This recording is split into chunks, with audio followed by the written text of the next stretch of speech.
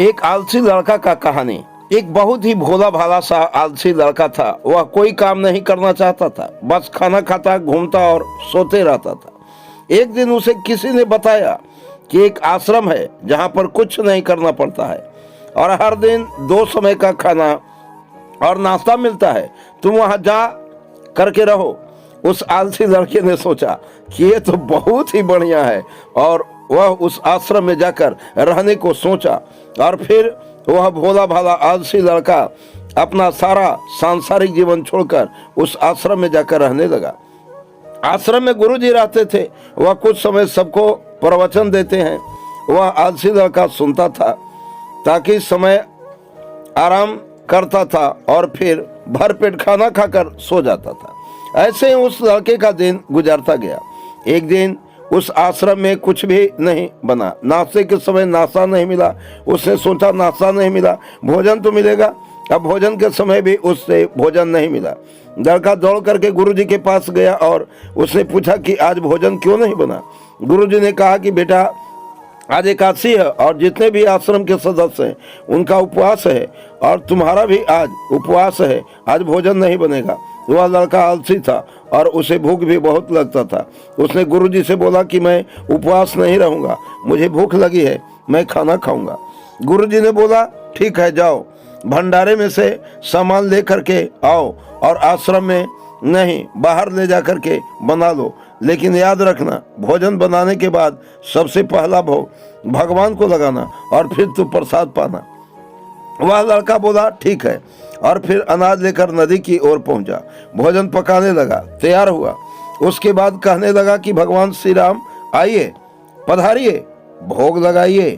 अब जब उसे लगा कि भगवान तो आ नहीं रहे हैं तो फिर कहने लगा कि मुझे मालूम है कि आपको तो अच्छा खाने की आदत है, मैं बना नहीं पाया और मुझे अच्छा भोजन बनाने भी नहीं आता, लेकिन जो भी रूखा सूखा बना है आकर खा लीजिए। भगवान श्री राम उसकी सरलता पर बहुत ही प्रसन्न हुए और उस लड़के को दर्शन दे दिए। उसने देखा कि भगवान श्री राम आए हुए हैं और उसके साथ में माता सीता भी आई हुई है। लेकिन लड़के ने सिर्फ 2 लोगों के लिए ही भोजन बनाया था, एक अपने लिए और दूसरा भगवान के लिए। और अब क्योंकि भगवान के साथ माता सीता भी आई हुई थी तो उसने उस भोजन को माता सीता और भगवान के सामने ग्रहण करने के लिए रख दिया। भगवान श्री राम और माता सीता ने भोजन किया और उसके बाद जब वह जाने लगे तो वह भोला सा आलसी सा लड़का बोला कि प्रभु आप आए, दर्शन दिए, बहुत अच्छा लगा।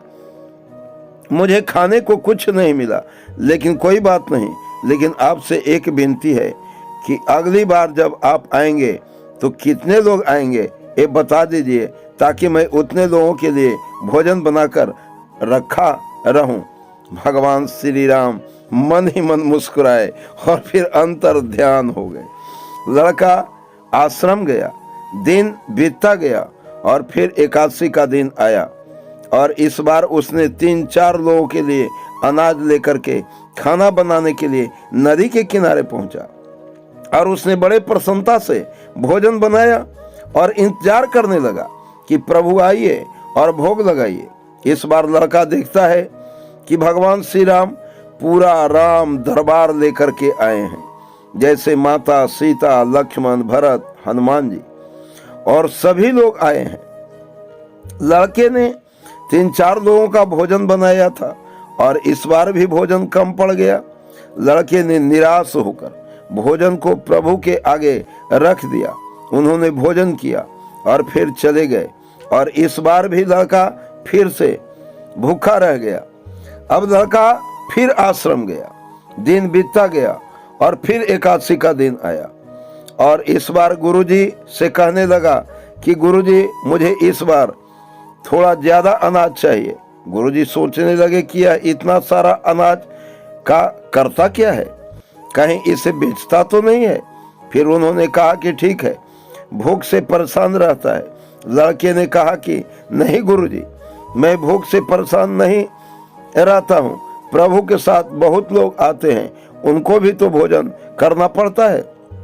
गुरुजी को लगा कि लड़का पागल हो गया है, लेकिन गुरुजी ने सोचा कि चलो एक बार चलकर देखते हैं कि लड़का इस अनाज का करता क्या है। वह भोला सा लड़का अनाज लेकर के नदी के किनारे पहुंचा और इस बार भोजन बनाया नहीं। उसने सोचा कि प्रभु हर बार ज्यादा लोगों को लेकर के आते हैं, इस बार वह जितने भी आएंगे खुद बना करके भोग लगा लेंगे। और फिर प्रेम से प्रभु को बुलाने लगा।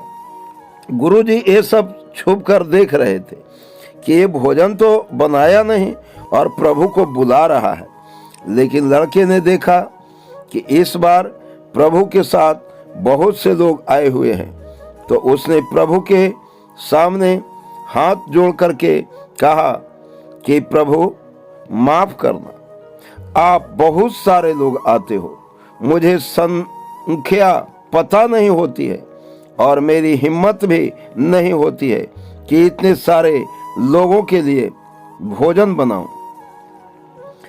आप स्वयं आइए, बनाइए, खाइए और भोग लगाइए।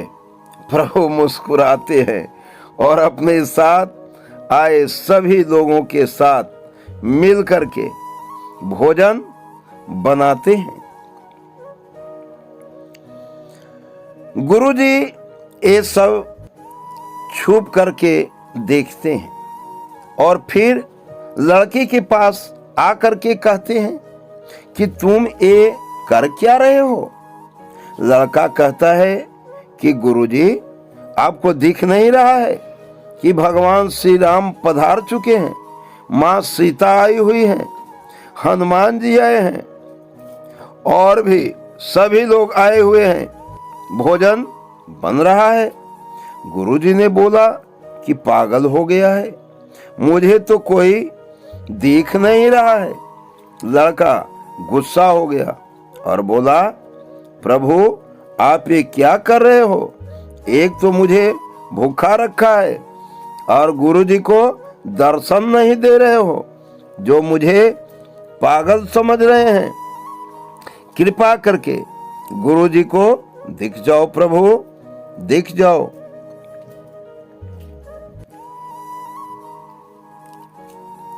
भगवान बोले नहीं, मैं इन्हें नहीं देख सकता।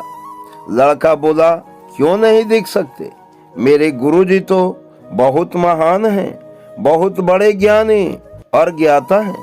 भगवान बोले, हाँ ज्ञानी और ज्ञाता होंगे, लेकिन तुम्हारी तरह सरल नहीं है। जो सरलता तुम में है वो तुम्हारे गुरुजी में नहीं है। गुरुजी की आंखें नम हो गई और रोने लगे कि और बोले कि बिल्कुल सही कहा, मेरे अंदर तुम्हारे जितना सरलता नहीं है। और फिर माफी मांगने लगे। फिर भगवान ने गुरुजी को भी दर्शन दिए। लड़के ने ये बात गुरुजी से कह दी कि भगवान श्री राम कह रहे हैं कि आप में सरलता नहीं है, आप मेरी तरह सरल नहीं हैं, इससे आपको नहीं दिख सकते। एक कहानी हमें यह सिखाती है कि जीवन में सरलता सबसे आवश्यक है। जितने सरल बनोगे उतना जीवन में आगे बढ़ते चले जाओगे। जब आप सरल होते हैं तो आप खुद भी मुस्कुराते हैं और दूसरों को भी मुस्कुराने की वजह देते हैं। मिलते हैं अगले एपिसोड में एक बहुत ही मजेदार और रोचक कहानी लेकर।